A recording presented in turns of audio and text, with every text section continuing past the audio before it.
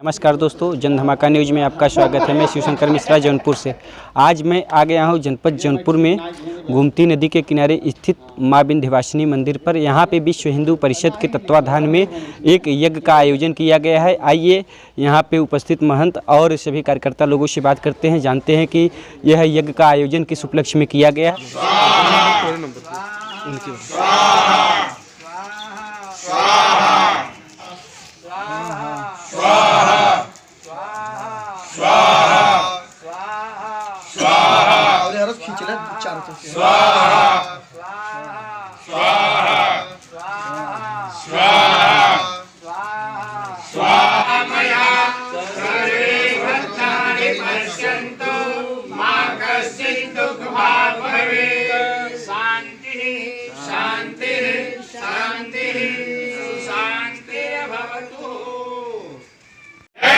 महागंगा मैया की जय।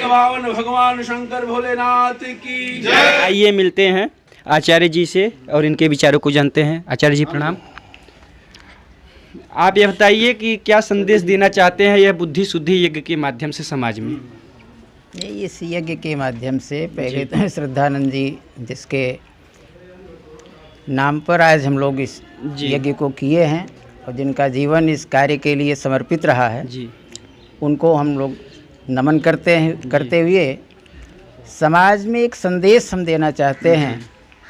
जो गीता में भगवान श्री कृष्ण जी ने कहा है कि सर्वधर्मान परित्यज्य माम एकम शरणम व्रज जी, और स्वधर्मे मरणम श्रेयम पर धर्म भयावह। अपने धर्म में मरना भी श्रेयस्कर होता है और दूसरे का धर्म भयावह होता है। जी जी। इस सिद्धांत पर हमारा सनातन धर्म अभी तक चला आ रहा है जी। और एक से एक ऐसे उदाहरण मिले। राजा हरिश्चंद्र जी का उदाहरण सत्यवादिता के लिए, दानशीलता के लिए, तमाम ऐसे उदाहरण मिले हैं कि अपनी अस्मिता को नहीं, अपने धर्म को नष्ट नहीं होने दिया और अपना सिद्धांत लेकर के चले। ऐसी विपत्ति, ऐसे दुख को सहा है लोगों ने जी, लेकिन धर्म के विरुद्ध कार्य नहीं किया। धर्मांतरण की बात उन तक नहीं पहुंची, उनकी सोच में नहीं आई जी। ऐसे में हम ये कहते हैं जी कि अपने धर्म में रहने से आपकी अस्मिता बनी रहेगी जी। आप धन का आना जाना तो लगा रहता है, अमीरी गरीबी सुख दुख तो जीवन में लगा रहता है, लेकिन दुख में भी आप अपने गर्व को बनाए रखिए। अपने स्वाभिमान को अगर बनाए रखेंगे तो आपकी मान प्रतिष्ठा ये बची रहेगी जी। आपके समाज में आपका सम्मान रहेगा और दूसरे के समाज में जब आप जाएंगे जी, दूसरे के धर्म को आप अपनाएंगे किसी भी प्रलोभन में, सौंदर्य के प्रलोभन में, धन के प्रलोभन में, सुख के प्रलोभन में अगर आप उनको अपनाते हैं तो वहाँ एक दिन आपको फटकार मिलनी ही मिलनी है, क्योंकि यह धन ऐश्वर्य सुख ये शाश्वत नहीं होता, ये कभी न कभी नष्ट होना है ये जी जी। तो जब इसकी हीनता वहाँ भी होगी तब आपको अपमान सहना पड़ेगा कि तुम अपने धर्म के नहीं हुए तो मेरे यहाँ क्या आप बोल सकते हो जी। क्या मान दिखा रहे हो, कैसे सम्मान की अपेक्षा आप वहाँ करेंगे जी जी।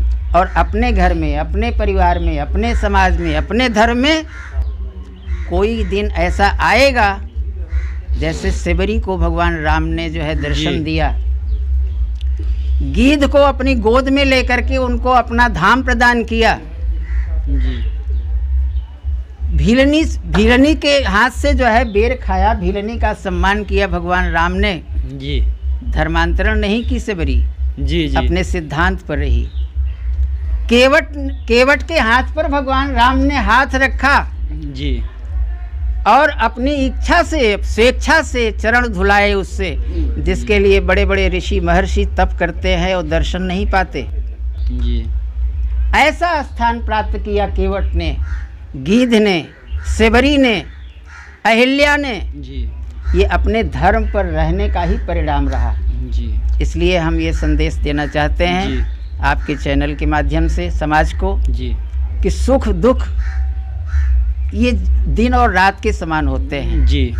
इससे ऊब करके, इससे उद्वेलित हो करके किसी के प्रलोभन में आकर के अपने धर्म को न नष्ट करें।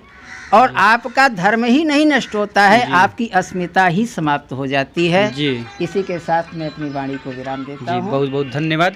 और यहाँ पे बुद्धिजीवी लोग हैं, आइए इनसे भी मिलते हैं, कुछ इनके विचारों को जानते हैं।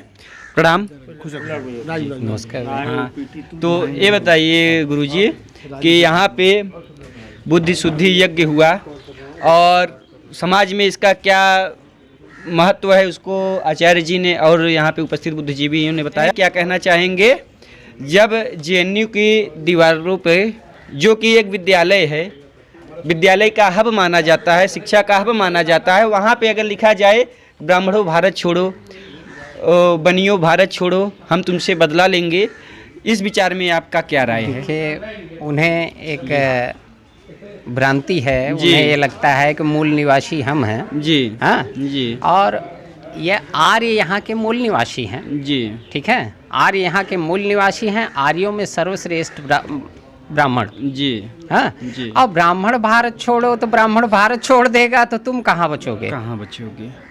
हाँ जी ठीक है। और वो होता है, ये अधर्मी लोग, विधर्मी जी, जी। लोग बहुत बढ़ गए हैं। यदा यदा ही धर्मस्य ग्लानिर्भवति भारत अभ्युत्थानम अधर्मस्य तदात्मानं सृजाम्यहम्। जी तो भगवान ने कहा कि जब जब धर्म की हानि होगी, जब जी, जी। अधर्मी बढ़ जाएंगे, जी तो हम उत्पन्न होंगे और जी। धर्म की स्थापना करेंगे, जी भगवान का प्रादुर्भाव होगा। उसी तरह से हमारे ऋषि महर्षियों का प्रादुर्भाव होता है। ये अजन्मा होते हैं। जी हाँ, ये इनका अवतरण होता है। जी ऐसे ही ये श्रेष्ठ संत थे जी जिनके कार्यक्रम में आज आप उपस्थित हैं। तो उन्होंने बुद्धि शुद्धि महायज्ञ किया इसीलिए जी, कि जी। जो विधर्मी बन गए हैं, धर्म को त्याग कर जी। विधर्मियों के साथ मिल गए हैं, जी। उनसे अपने धर्म में पुनः वापसी, घर वापसी जिसको बोलते हैं, जी जी तो घर वापसी का कार्यक्रम है। और जैसे कहते हैं धर्मांतरण, धर्मांतरण रोकना, तो धर्मांतरण हिंदू का रोकना है। जी ठीक है, हिंदू धर्म से जो अन्य धर्मों को अपना रहे हैं उस धर्मांतरण को रोकना है। और जो हमारे हिंदू भाई विधर्मी बन गए हैं, अन्य धर्मों को अपना लिए हैं, जी, जी। उनको घर वापस ले आना है। जी यही संकल्प लिया गया आज जी। कि हम जितना संभव संख्या हो सकेगी, जी, जितना जी। संभव हो सकेगा, जी, जी। उनको हम अपने घर वापस ले जी, आएंगे। जी।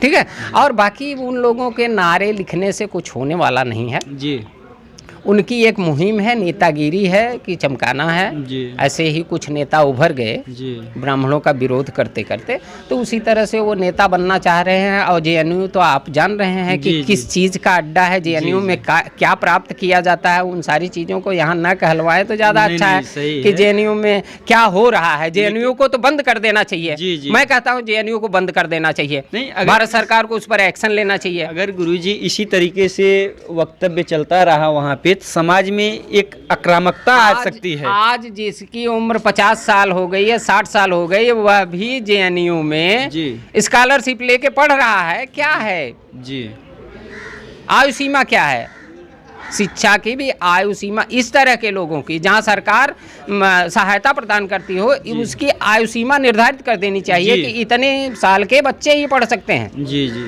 बूढ़े हो गए हैं, बाप हो गए हैं, हाँ, जी। वो वहाँ पढ़ रहे हैं। वो पढ़ाई का स्थान नहीं रह गया, जी, वो जी। शिक्षालय नहीं रह गया, वह नेतागिरी करने का एक अड्डा बन गया है। सरकार इन सब बातों पे चुप्पी साधी है।